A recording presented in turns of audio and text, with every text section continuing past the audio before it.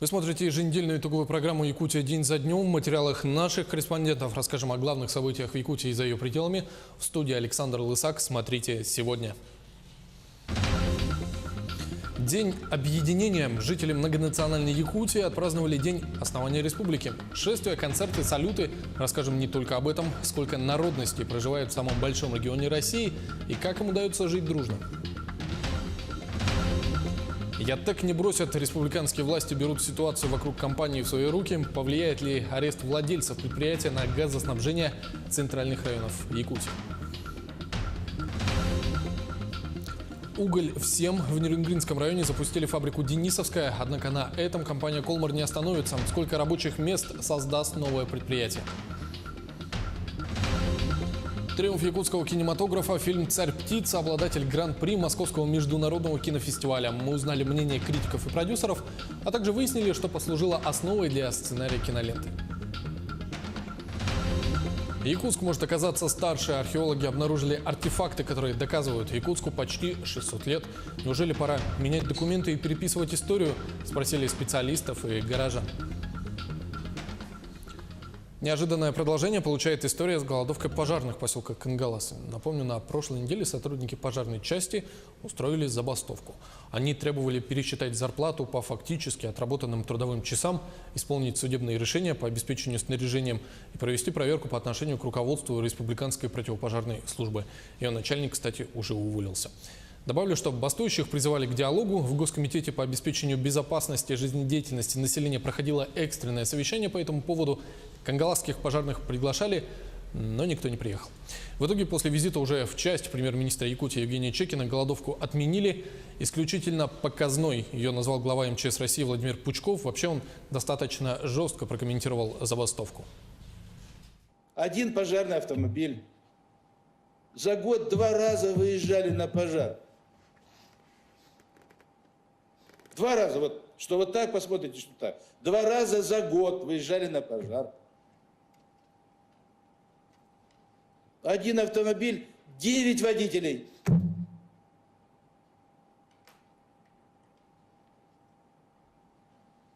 Радиус прикрытия. Даже 20 километров возьмите. 20 километров туда, 20 километров обратно. 40 километров. 2 пожара. За год 80 км на боевую работу. Ну и там было мелкие возгорания еще. Пару десятков. 9 водителей на 80 километров. Это что, каждый из них по 10 километров в год проехал? Так тут никакой зарплаты, друзья мои, никому не хватит. Сидящим, лежащим, дурака валяющим. Я бы на месте жены этого псевдоогнеборца корку хлеба бездельнику эту не давал. Никаких комментариев, тема закрыта.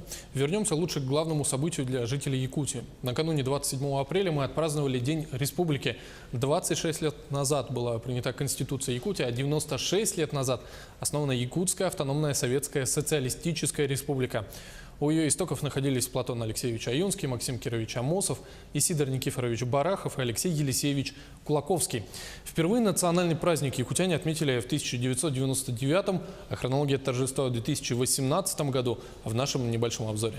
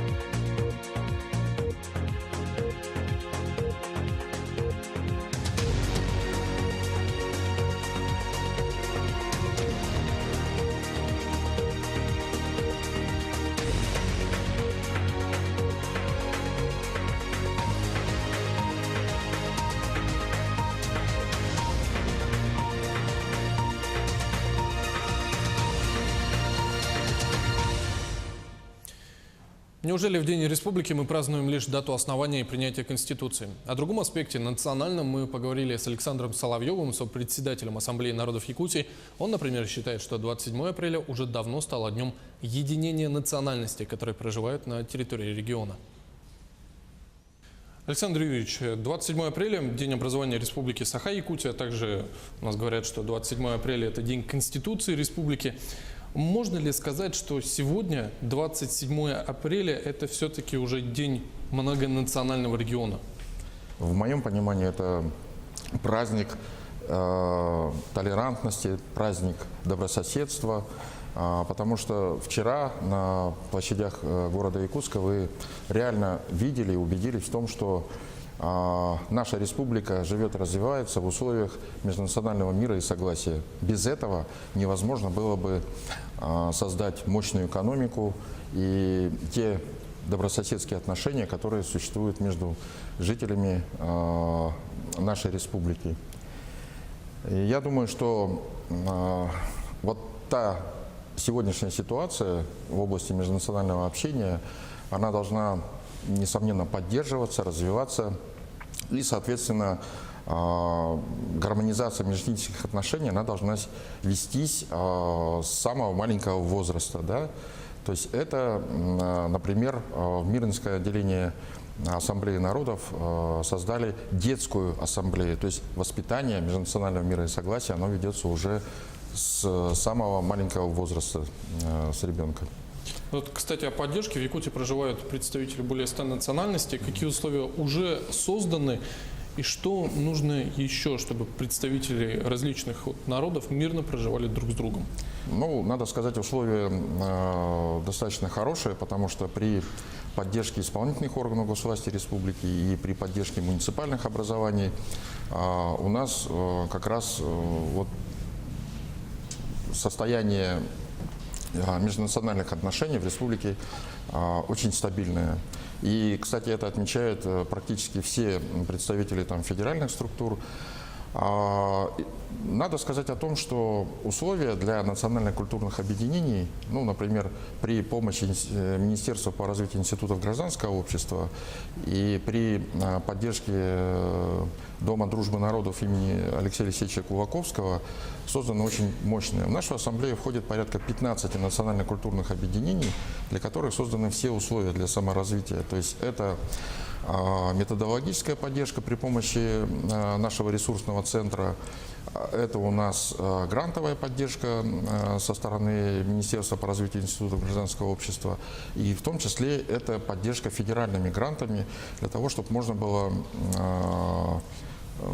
как бы работать в этом направлении. При помощи вот таких инструментов мы поддерживаем наше вот состояние межнационального общения на достаточно высоком уровне. Плюс то, что связано с миграционной политикой. Это вот безусловно, да, потому что, ну, как вы знаете, не секрет для всех, у нас есть еще проблемы в этой сфере, над которыми мы должны поработать. Ну, вот касательно миграции, вот какая работа выстроена со стороны ассамблеи с общинами для того, чтобы адаптация представителей других народов в нашем регионе прошла безболезненно, без конфликтов, может быть? Ну, мы понимаем всю проблематику, потому что у нас отмечается и достаточно высокий процент там преступности среди мигрантов, да, и некие мелкие конфликты на бытовой почве. Значит, мы, конечно же, в первую очередь работаем тесно очень с представителями национально-культурных объединений, откуда приезжают к нам, это выходцы из Средней Азии и представители Кавказских республик. Проводим, значит, мероприятия, которые направлены на то, чтобы люди, которые приезжают к нам в республику, узнали как можно больше о тех традициях, обычаях и культуре, о языке того региона Российской Федерации, куда они заехали. Это как бы первое. Второе, представители нашей ассамблеи, они входят практически во все коллегиальные органы, которые созданы при главах муниципальных образований и при главе Республики Саха-Якутия. Это позволяет как бы оперативнее решать вопросы Потому что мы же очень четко понимаем, что сезонная работа, человек как бы приехал и уехал, а проблемы потом все равно остаются. И отношение жителей к представителям этих республик, оно от того, как мы отработаем, значит, вот оно будет очень сильно зависеть. Хочется спросить про взаимодействие Ассамблеи народов Якутии с республиканскими властями, потому что вот вы уже сказали вкратце о сотрудничестве с Министерством по развитию институтов гражданского общества, о грантовой поддержке, но все-таки как происходит тут взаимодействие, общение в кабинетах? Ну, у нас в этом плане очень такое конструктивное взаимодействие, потому что вот Министерство по развитию институтов гражданского общества и новый министр, который сейчас вот совсем недавно приступил к своим обязанностям, у нас с ними вообще очень тесное взаимодействие, очень сильное достаточно взаимопонимание, потому что мы работаем в одной сфере. Я хотел бы вот отметить такую вещь. Если работу на республиканском уровне мы выстроили достаточно четко, то сейчас, в частности, вот Ассамблея народов России, это вот Смирнова Светлана Константиновна, наш, как говорится, председатель этой ассамблеи,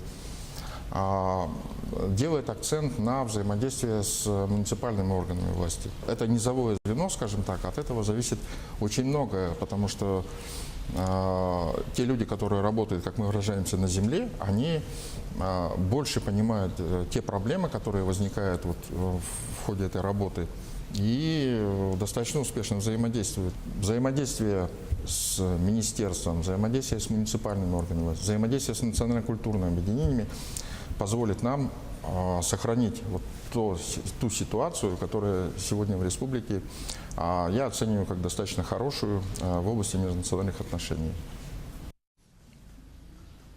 Люди – главное богатство любой страны. Россия не только самая крупная в мире по площади, заполненная бескрайней тайгой, озерами и городами-миллионниками. В стране проживают представители 160 народностей, которые говорят на собственных языках. И прямо сейчас о национальном многообразии Якутии.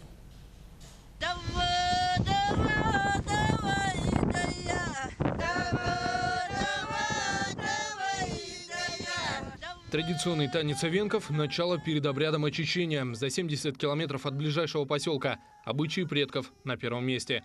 Все представители эвенкийского рода Нюрмаган. Оленеводы и потомки шаманов в третьем поколении. Кончик оленевого языка не едят. Я вот отрезаю кончик, и мы даем вот этот кончик языка огню. Огонь для эвенков – великий друг, источник чудес. Можно забыть о еде и сне, но никогда об огне, поверье у северного народа. Уважают и северных оленей. Они не только средство передвижения. Олень кормит и одевает эвенка. Подспорье в нелегкой жизни северян – сбор ягод. За один день 200 литров. Летом голубика, осенью брусника. Мы его продаем, это наша прибыль. Наш доход. Это наша выручалка. Даже больше, чем наши зарплаты в месяц. Бизнес нас. Мы все бизнес-леди. Чтут традиции не только на пастбище. История сохраняется и в большом городе. Лидия Яйлян частенько гуляет по Якутску с внуками, невесткой и зятем. Семья у Лидии Андреевны многонациональная. Муж армянин, зять эвенк. День республики для нашей героини не просто праздник. Описывает двумя словами – единение и любовь. Когда отмечаются армянские праздники, мы вроде тоже вхожи к ним, да? Отмечаются эвенские праздники, мы тоже соприкасаемся к их культуре. Ну а когда, конечно, русские праздники, так это вообще у всех душа поет. И у внуков, и у дочери моей.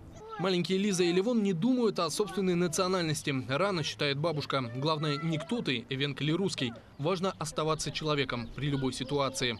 Я хочу, чтобы мои внуки выросли, получили образование и были достойными представителями нашей вот общей многонациональной семьи. В Якутии проживают представители более 100 национальностей. Якуты, русские, казахи, армяне, грузины, малочисленные народы. Якутский осохой, русские частушки, кавказская лезгинка в республике могут прозвучать на одном празднике. Жители самого большого региона России давно как члены одной семьи. Александр Лысак, Якутия, день за днем. Сейчас короткая реклама, смотрите ровно через 2 минуты.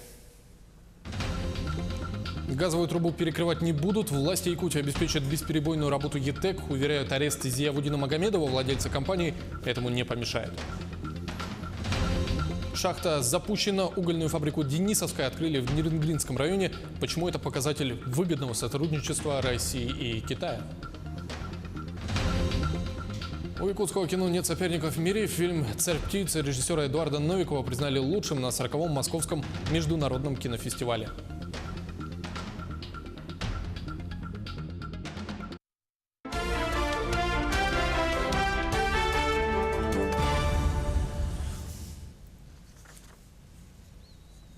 Это Якутия день за днем, мы продолжаем. Итак, коррупционный скандал грянул в региональном парламенте. В четверг во второй день пленарного заседания были задержаны Александр Уваров, председатель контрольного комитета Госсобрания, и Дмитрий Савин, руководитель комитета по селу и аграрной политике. Их обвинили в получении взятки. 26 апреля в кабинетах парламента прошли обыски, а уже 27-го в городском суде избирали меру заключения. Уваров и Савин получили 400 тысяч и 500 000 рублей соответственно от генерального директора Сахаплемобъединения Степана Охлопкова. Об этом сам Охлопков сказал в ходе судебного заседания. Деньги он отдал, чтобы депутаты посодействовали его предприятию. В 2014 году он просил увеличить бюджетное финансирование компании. Почему задержание народных избранников затянулось на 4 года, непонятно.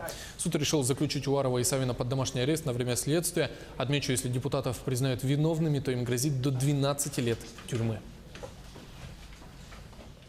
На основании одного человека вы уже переговор делаете, практически заключение. Так нельзя. Я ни на кого не буду давить, ни на кого. Это как, куда я буду ходить? Ноги у меня болят. Я только дома буду там ваши требования, ваши правила исполнять. К сожалению, из-за коррупционного скандала отошел на второй план вопрос о судьбе якутской топливно-энергетической компании. Ему в региональном парламенте посвятили 40 минут. К примеру, бюджетные корректировки обсуждали всего 20 минут. Выступал перед депутатами Михаил Осипов. За день до этого он был утвержден в должности первого вице-премьера Якутии. Первое, о чем сказал Осипов, роста тарифов на газ не будет.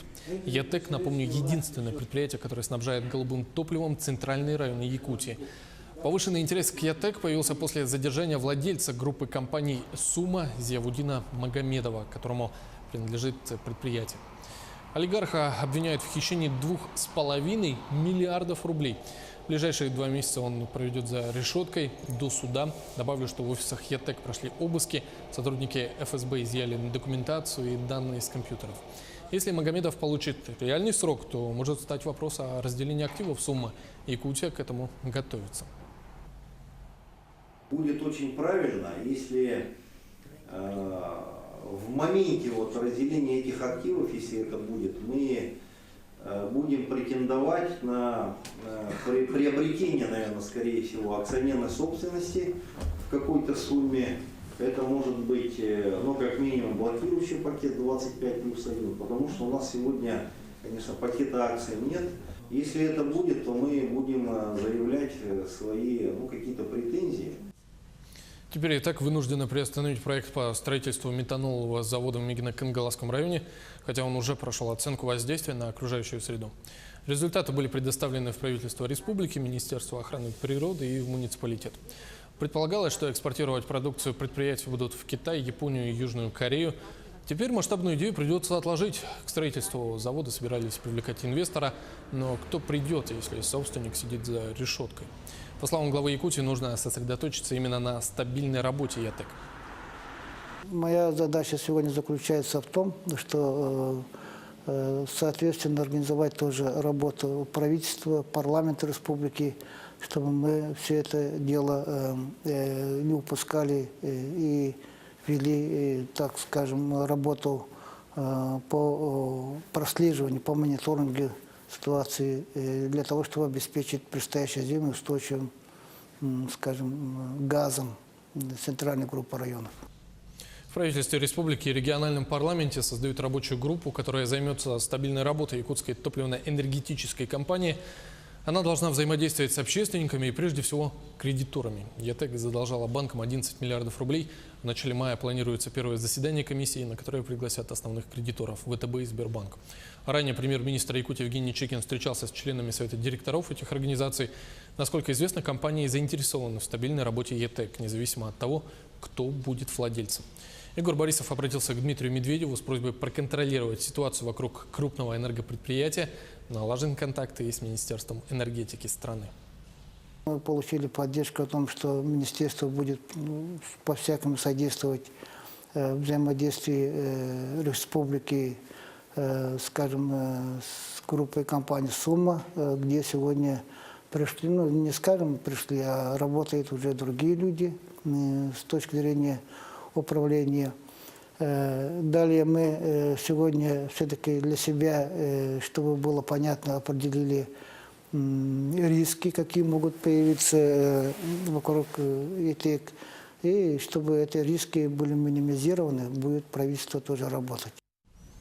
Егор Борисов добавил, что рабочие группы уже начали обсуждать различные планы по стабильной работе ЕТЭК, чтобы на жителях Якутии история с арестом Магомедова никак не отразилась. Главное, депутатам и министрам не нужно запираться в кабинетах. О работе якутской топливно-энергетической компании нужно рассказывать в первую очередь населению. Мы понимаем, что это речь идет о жизнеобеспечении в республике. Мы понимаем, что сегодня, если не принимать какие-то превентивные меры, то могут появиться какие-то риски. Поэтому нам лучше заниматься заранее и видеть, что будет происходить, что будет твориться. И в связи с этим, конечно, придется очень много поработать. Егор Борисов не только следит за ситуацией вокруг ЕТЭК. Сегодня в Москве глава Якутии участвует в годовом собрании наблюдательного совета Алроса. Борисов – первый заместитель председателя. Обсудят увеличение размера дивидендов в пользу основных акционеров правительства России и Якутии. Сейчас алмазная компания выплачивает 50% от всей прибыли. Разговор, отметил Борисов, предстоит серьезный. Должны поставить точку и в переговорах о продаже 10% акций Алроса Нюрба. Ценные бумаги выкупит Алроса, материнская компания.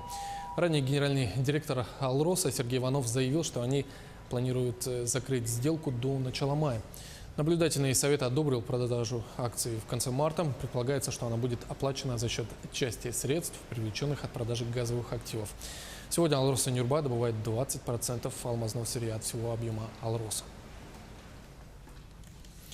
При этом на другом дочернем предприятии Алроса, Алмаздортрансе, кипит работа, готовится к завозу грузов. До него остается чуть больше месяца. В структуру Алмаздортранса входят 2 автобазы, речпорт и авторемонтные мастерские. Предприятие перевозит нефтепродукты, металл, уголь и цемент. Численность Алмаздортранс 1500 человек, а средняя зарплата 90 тысяч рублей. Поэтому на работу берут только лучших специалистов, которых воспитывают сами сотрудники. Например, производственную практику в цехах ленских авторемонтных мастерских проходят студенты-автомеханики Ленского технологического техникума. Сергей Евсюков пообщался не только с ребятами-третьекурсниками, но и бывшими выпускниками, которые уже устроились на предприятии. Ленск в шутку или всерьез иногда называют городом водителей, потому что практически каждый его житель так или иначе связан с автоперевозками, которые осуществляются в большинстве своем на автомобилях Volvo.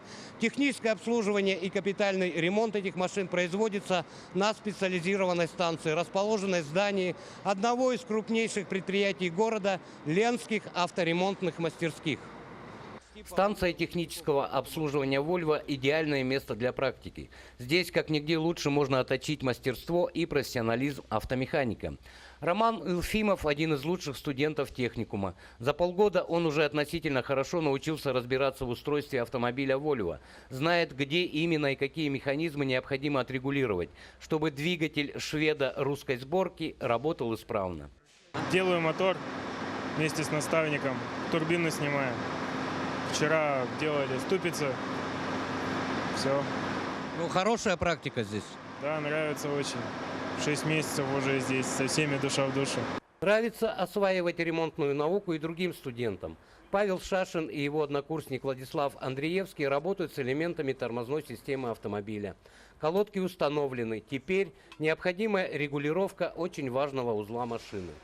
Когда я сюда попал, сначала для меня это было трудно, но потом я влился в этот коллектив и начал понимать, и сейчас уже очень-очень нравится. Александр Молотков, один из группы молодых автомехаников, признается, в отличие теоретического обучения от практического. Мы проходили КАМАЗ, ЗИЛ, 130, 131. Сейчас мы пришли на практику, где здесь СТО «Вольво». Ну, конечно, на практике все отличается, на теории тоже. Где-то какие-то другие немножко модификации, там что-то другое. Но мы привыкли, научились работать. За ремонтом автомобиля встретились студенты-выпускники разных поколений. Иван Костюченко, закончивший техникум в 2009 году, теперь сам проводит зеленым новичкам курс молодого автомеханика. Раньше мы проходили практику, нас учили. Теперь мы учим студентов. Надеюсь, опыт им передастся, станут умнее нас. Ну, у современных студентов посерьезнее уже все идет, чем у нас. Нас-то учили, что прицепы делать, а их уже учим машины, Volvo делать, тягачи. Подготовку студентов по достоинству оценивают и уже опытные мастера, знающие специфику автомобилей Volvo. Правда, без чуткого, внимательного руководства и соответствующих наставлений не обходится. Мы показывали сначала первое время, там ключ, там тот подай, этот, а сейчас уже вроде как прошло уже у нас порядка уже 4-5 месяцев, да, у нас практики, то есть люди уже, некоторые вообще, я смотрю, ребята сами работают, им уже объяснять ничего не надо. Нормально.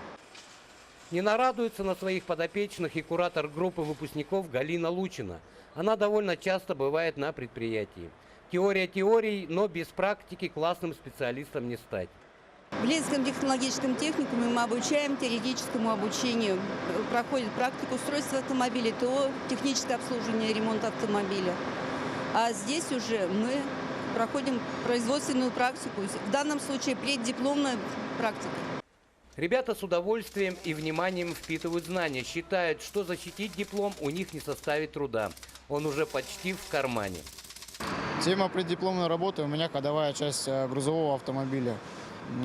Конечно, преддипломную работу я пишу по ЗИЛку, но ничего страшного, это тоже грузовой автомобиль. В принципе, ходовая часть у них у всех почти одинаковая. Там, в принципе, можно отличить одинаковые запчасти и тому подобное. Практические занятия у студентов-автомехаников длятся около полугода. За это время большинство из них прекрасно изучают автомобиль и осваивают профессию. И почти каждый надеется остаться работать на ставшем уже за длительное время родным автомобильном предприятии. В процессе обучения в техникуме автомеханики получают еще дополнительную специальность – водитель категории БЦ. И почти половина выпускников учебного заведения остается работать в родном городе по приобретенным профессиям. Сергей Евсюков, Виталий Андреев, Ленс. От алмазного гиганта «Алроса» не отстает угольный титан «Колмар». Якорный инвестор территории опережающего развития Южной Якутии запустил в Нерюнгринском районе обогатительную фабрику «Денисовская». Первый угольный концентрат уже получен, однако не успел комбинат заработать на полную мощность, как руководство «Колмара» уже заявляет, вторую шахту на фабрике запустят в 2020 году. Сейчас компания ждет поставки механизированного комплекса подземной обработки. Новая шахта увеличит персонал «Колмара» еще на 100 человек. Екатерина Павлова побывала на официальном открытии Денисовской и узнала, какие перспективы ждут простых нерюнгринцев. Угольная компания «Колмар» запустила 6-миллионную обогатительную фабрику полного цикла «Денисовская», построенную в сжатые сроки в Нерюнгринском районе Якутии на Денисовском месторождении. От начала проектирования до открытия фабрики прошло меньше года, а сегодня фабрика дает первый концентрат. Это действительно беспрецедентный рекорд строительства обогатительной фабрики при таких тяжелых климатических условиях. И сегодня за 10,5 месяцев мы запускаем эту фабрику. Как отметил председатель правительства Республики Саха-Якутия Евгений Чекин, запуск новых предприятий в территории опережающего развития Южной Якутии положительно влияет на экономическую и социальную ситуацию в регионе. Здесь и сейчас на самом деле происходит тот рывок, о котором уже много мы говорили, много ждали. И очень приятно, что именно компания «Колмар» является этим локомотивом. Локомотивом создания новых объектов производственных, которые создают действительно и рабочие места, и, соответственно, формируют нашу налоговую базу, что позволяет в дальнейшем развиваться всей республике. Всех благ!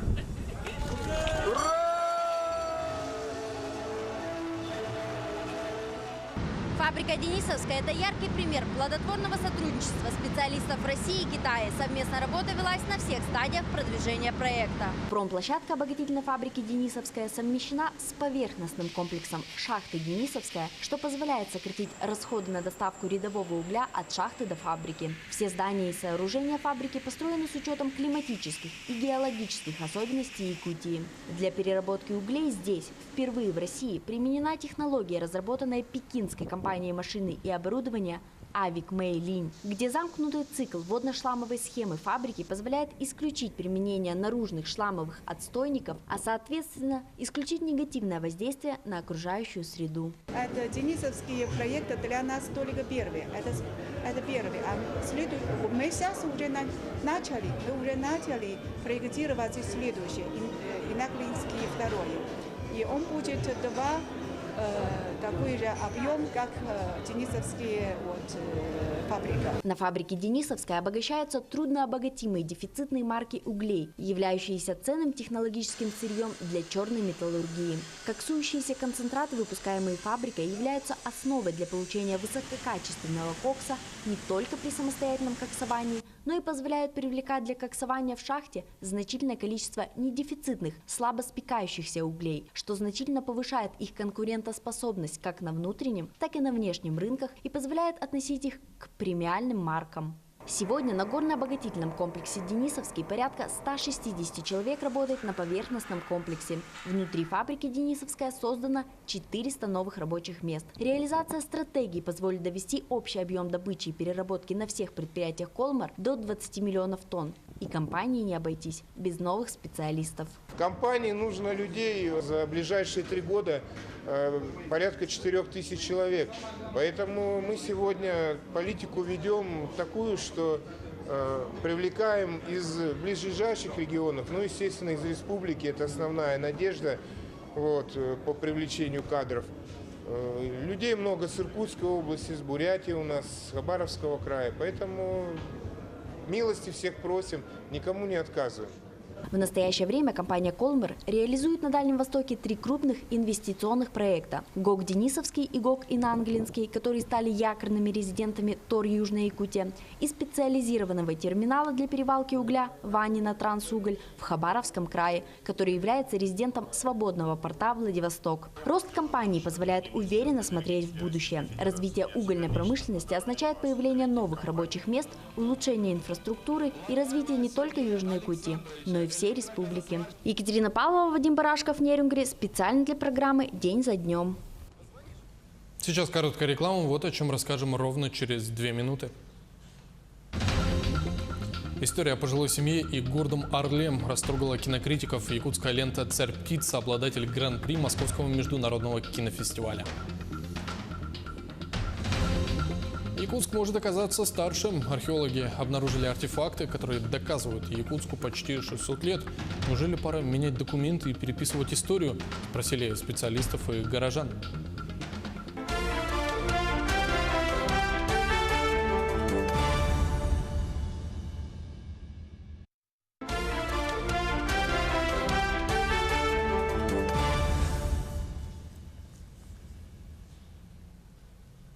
Это Якутия день за днем. Вместе с вами подводим итоги минувших 7 дней.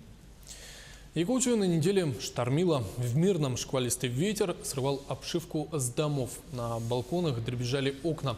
Всему виной циклон, который прошел через северную часть республики с запада на восток. Порывы, по данным специалистов, достигали 23 метров в секунду. В редакции десятки видеозаписей с разгулом стихии. Аналогичная картина наблюдалась в Удачном и Айхале.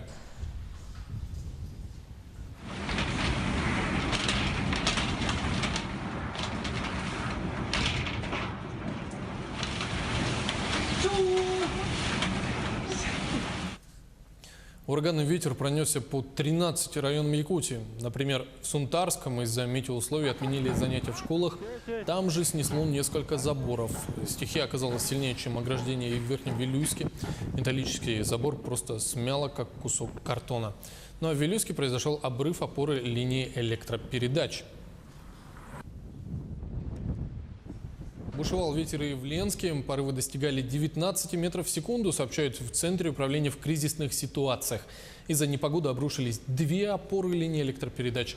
Без света на несколько часов остались центральные улицы Ленска. В результате прошедшего урагана произошло аварийное погашение электроэнергии как в городе Ленске, так и в 3 поселках муниципальных образований района. В частности, это село Бичинча и Салдыкельский наследник. Тем временем над Москвой триумфально пролетела «Царь-птица». Это первая якутская кинолента, попавшая в основную программу Московского международного кинофестиваля. И тут же ошеломительный успех. Фильм режиссера Эдуарда Новикова завоевал гран-при престижного смотра. Действие ленты происходит в 30-е годы. Главные герои – пожилые супруги, в дом к которым прилетает орел. Напомню, что Московский кинофестиваль старейший в мире после Венецианского. За неделю показы 300 фестивальных фильмов посетили 50 тысяч человек. Как проходили съемки «Царь-птицы», какие рецензии составили известные кинокритики и зрители. О большом шаге в покорении мирового кинематографа Саргалана Федорова.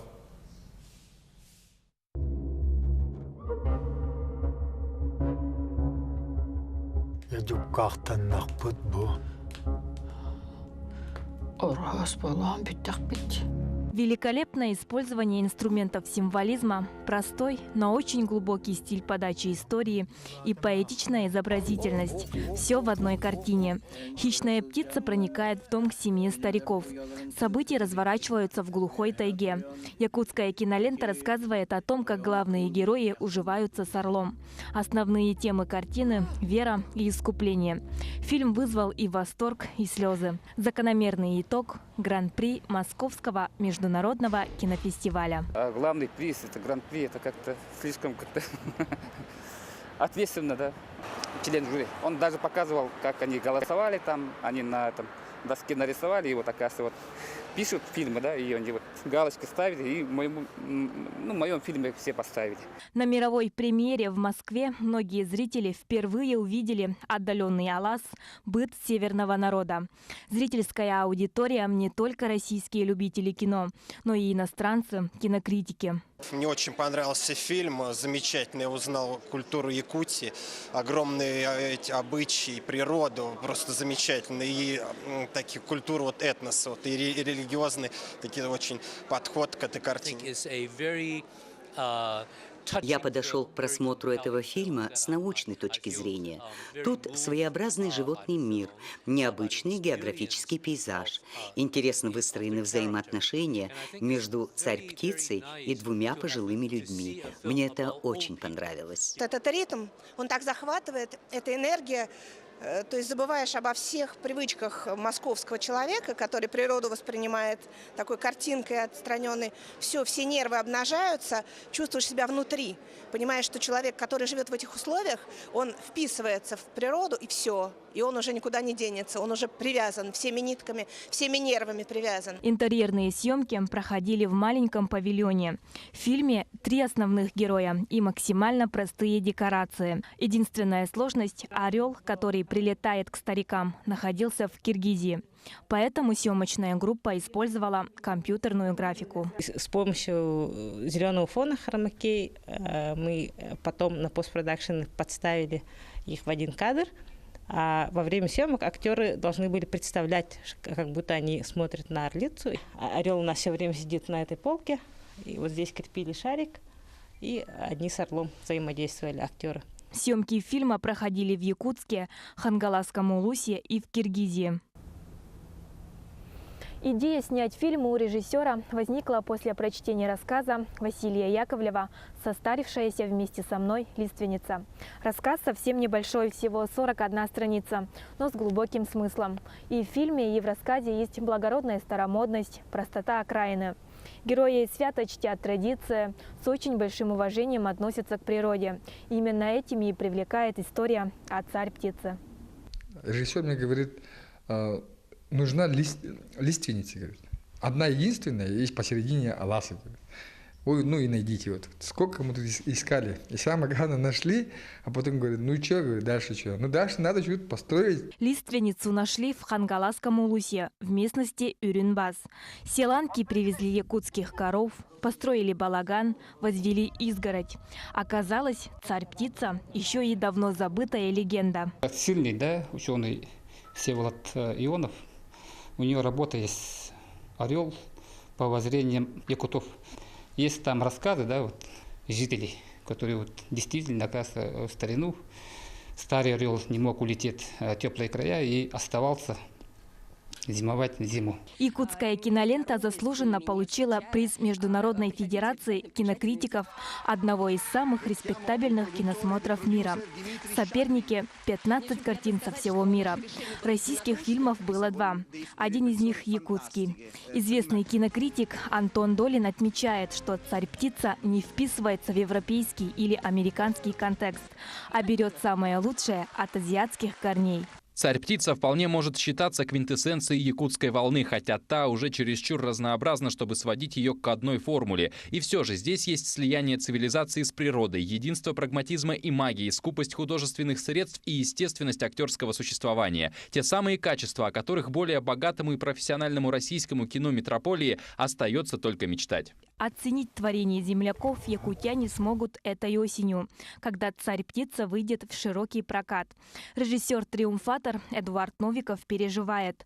Взгляд простого зрителя может сильно отличаться от рецензий кинокритиков. Однако тем и важнее мнение жителей республики. Ведь создатели фильма постарались рассказать историю якутского народа, как она есть, с традициями, переживаниями, надеждой и верой в светлое будущее. Саргалана Федорова, Григорий Хлопков, Павел Пахомов. Якутия. День за днем. Находка археологов может состарить Якутск на 200 лет. Во время строительства бульвара Учителя в районе улицы Кулаковского была обнаружена керамическая посуда. Датируется 15 веком.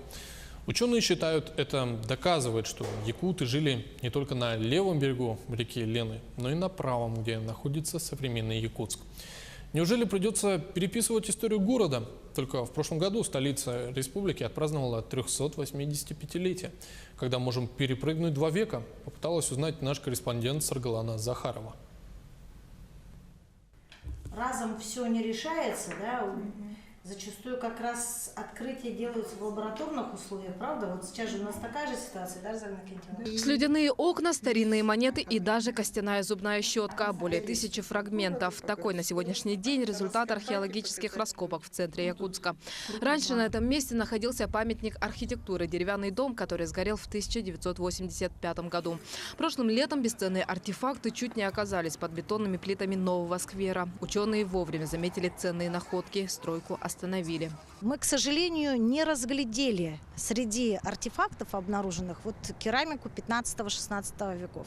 То есть это открытие было уже сделано в лабораторных условиях, и обратила на это внимание Екатерина Алексеевна Строгова. Она как раз вот заметила, что не совсем типичные для русской керамики некоторые фрагменты, которые обнаружены нам. И мы показали вот это специалистам, которые у нас именно специализируются на кулнатахской культуре, и они подтвердили, что да, это действительно материал 15-16 века. Прямое доказательство: в 15 веке якуты жили на обоих берегах реки Лены. Ученые признают, подобные находки были, но лишь на окраине. Например, артефакты кулнатахской культуры 14 века зафиксированы во Владимировке.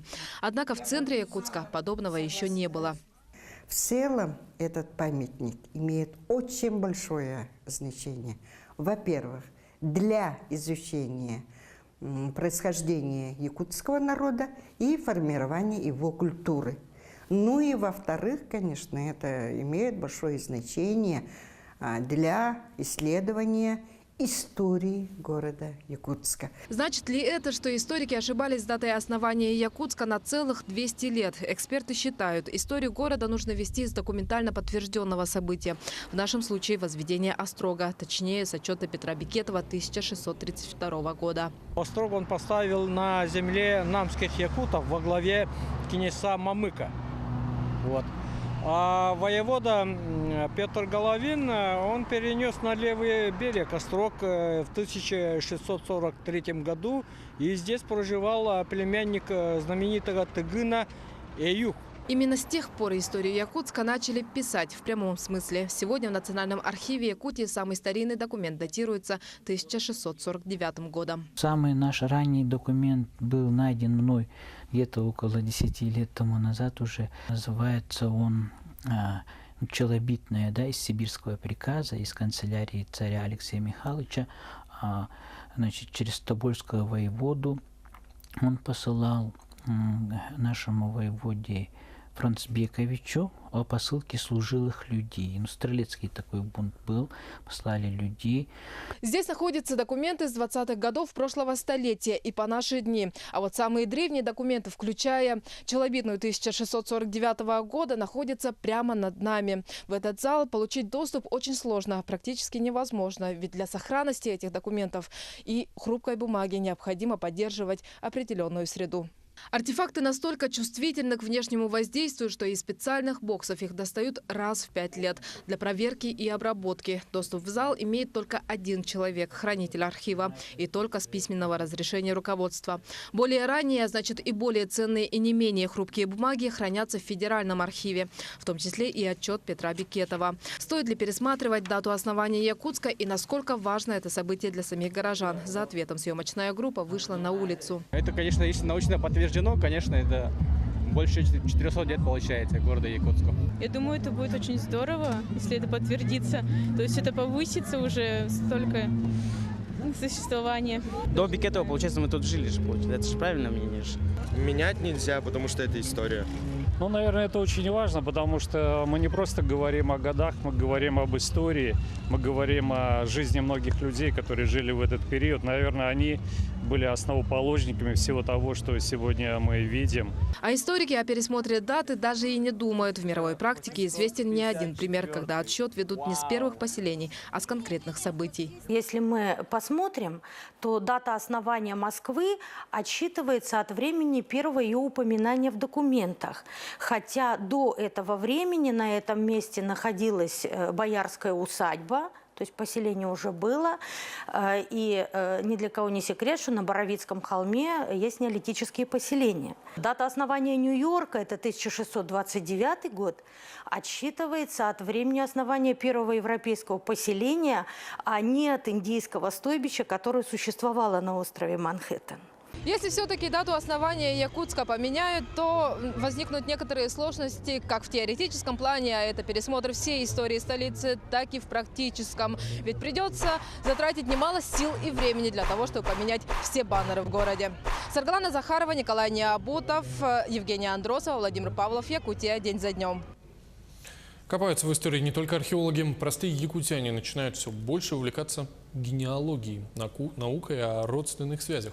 Горожане часы напролет проводят в Национальном архиве, собирают сведения о собственном происхождении, родственниках. Чтобы не заблудиться в генеалогических джунглях, в Якутске для всех желающих проводят лекции о родословной. Наша съемочная группа встретилась с человеком, для которого составление родословной уже давно вышло за рамки простого увлечения. Теперь мы знаем, откуда мы корнями, и теперь мы знаем, что мы очень большая такая родня. Лена Неустроева уже 7 лет занимается поисками корней. Начинала с обычного листа А4. Записывала всю имеющуюся на тот день информацию о своей семье. Позже подключились многочисленные родственники. Лена раздала им анкеты, где нужно было вписать полное имя, дату и место рождения. Многие считают, что родословную надо копать там с древних предков. Нет, не надо. Надо начинать с себя. Вокруг нас, с нами, наши дети, наши внуки Если вы их соберете, вы уже соберете человек 200, это точно я вам говорю. В интернете удалось найти программу для оформления генеалогического древа. Факты из жизни, хобби, образование, титул или звание – все по полочкам. Здесь даже статистика, сколько в роду мужчин и женщин. 1, 2, 3, 4, 5, 6, 7, 8, 9, 10, 11. Гордость нашей героини – 6 метров родословной. Лена составила древо не только по линии своего отца, но и по линии матери супруга. Если у себя она дошла только до 7-го колена, то у мужа древо получилось куда обширнее. Но для меня, видимо, это будет моим наследством, моим потомкам. Я думаю, что если сейчас мои дети это не читают, да, возможно, кто-то когда-то из моих внуков, правнуков найдет это, наткнется, и будет интересно знать, откуда они происходят.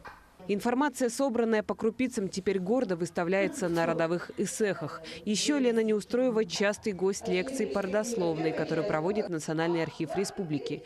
У нее и лектора Екатерины Сергеенко спрашивают, как узнать о своих корнях. Главную проблему в создании генеалогического древа архивисты видят в элементарной неподготовленности. В ее плане работы стоит первый пункт – это опросить родственников. Ну, вот вроде бы банальный такой пункт, да, но тем не менее многие об этом забывают и сразу хотят, допустим, прийти и уже собрать какую-то информацию. Лекции по родословной пользуются бешеной популярностью. Люди приходят сотнями. Средний возраст слушателей – 45-50 лет. Наша героиня отмечает, потраченные на создание генеалогического древа часы не сравнятся с конечным результатом. Получается, родословная, она, оказывается, не заканчивается. Потому что жизнь продолжается. Кто-то приходит, кто-то уходит. И постоянно надо обновлять. Чем я и занимаюсь. И будете заниматься. И буду заниматься, интересно. Лена Неустроева признается, что талантов к шитью, пению или танцам у нее нет. Но она счастлива, что нашла свое призвание. Благодаря природному упорству Лена сумела собрать воедино большую семью, разлученную много лет назад. Ольга Лысак, Георгий Григорьев. День за днем. Таковы итоги недели. Наши корреспонденты следят за главными событиями день за днем. Также все интересные новости смотрите на нашем сайте yak24.ru, а также на наших страницах в соцсетях. Всего доброго и до встречи.